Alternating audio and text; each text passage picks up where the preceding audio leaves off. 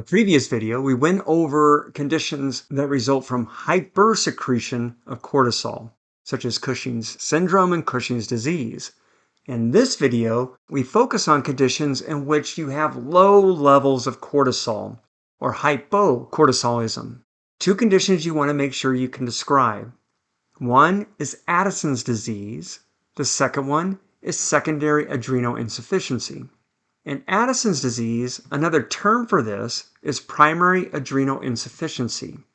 Remember, when we talk about primary, it's occurring at the organ or gland. That's where you're getting the insufficient amount of hormone.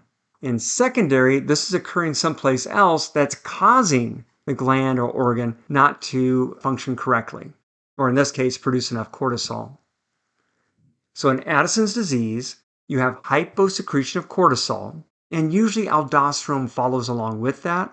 And this is due to damage to the adrenal cortex itself, hence the name primary, because the adrenal cortex is damaged. Usually this is caused by an autoimmune disorder where the immune system attacks the cells that are making cortisol in the adrenal cortex. The symptoms are extreme fatigue, hypoglycemia, low blood pressure. There can also be hyperpigmentation of the skin, and shown here are the gums where you have hyperpigmentation. You can also see that the darkening of the skin here. In fact, one of the most notable people who have had Addison's disease is John F. Kennedy, a former president. Well, the cortisol levels in Addison's disease, the cortisol levels are low, but ACTH levels are typically high as a compensatory effect. The reason this happens is that when you have a decrease in cortisol being produced by the adrenal cortex, what's that going to do to ACTH levels? It's going to increase it. Because with low levels of cortisol, the body's going to try and increase those levels. So you're going to get an increase in corticotropin-releasing hormone from the hypothalamus, which is going to increase the amount of ACTH being produced and released by the anterior pituitary gland. And that's going to try to stimulate the adrenal cortex to make more cortisol. So you'll see an increase in both CRH and ACTH. In secondary adrenal insufficiency, this has similar symptoms as Addison's disease in that you're going to have a decrease in cortisol levels, but it's caused by damage to the anterior pituitary gland. And that is going to result in low levels of ACTH, which is going to give you low levels of cortisol because you're not going to have the ACTH to stimulate the production and release of cortisol from the adrenal cortex. And looking at this table that we went over with Cushing's disease and Cushing's syndrome, now we focus on Addison's disease and secondary adrenal insufficiency. In Addison's disease, cortisol level is going to be low. In fact, it's low in both Addison's and secondary adrenal insufficiency.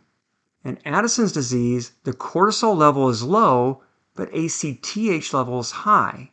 Because remember, Addison's disease is also called primary adrenal insufficiency, so it's the adrenal cortex not making the cortisol, which is going to cause ACTH to be produced in higher amounts and released in higher amounts to try and stimulate the adrenal cortex to make more cortisol. So ACTH levels are going to be high. In secondary adrenal insufficiency, remember this is happening someplace else other than the primary organ or gland, which is resulting in the hyposecretion. In secondary, you have damage to the anterior pituitary gland. So ACTH levels are going to be low because the anterior pituitary gland is not making ACTH, which is going to result in low levels of cortisol. Because without the ACTH, you're not going to be able to stimulate cortisol production in the normal situation. Let's test your knowledge on hyposecretion of cortisol. You want to pause the video and answer the following questions. Here are the answers. Here you want to test your knowledge on Addison's disease versus secondary adrenal insufficiency. Pause your video and fill out the chart comparing Addison's disease and secondary adrenal insufficiency. We're not going to worry about the first part of the chart dealing with Cushing's syndrome and Cushing's disease. Here are the answers. And that concludes the video. And let me know if you have any questions.